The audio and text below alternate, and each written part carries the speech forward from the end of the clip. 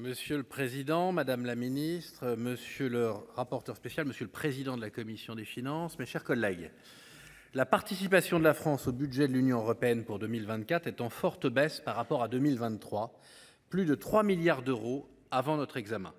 La justification conjoncturelle ne nous a pas échappé.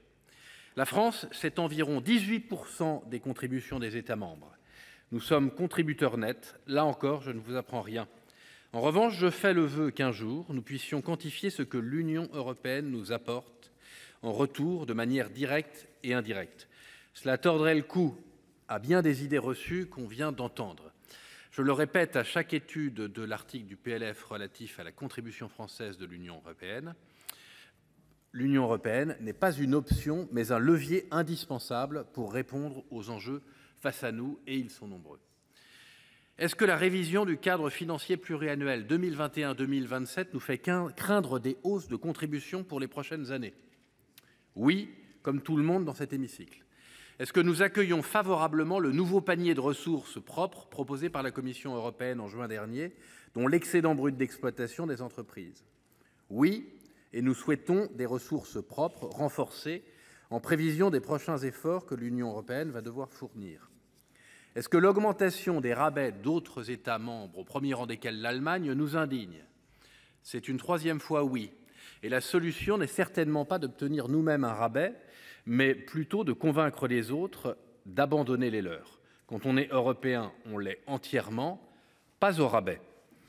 Pour le groupe Les Indépendants, la réponse à toutes ces questions, c'est l'Union européenne. J'évoquais la solidarité l'an dernier. Cette année, je pense que le mot qui devrait qualifier notre action d'Européens, c'est puissance.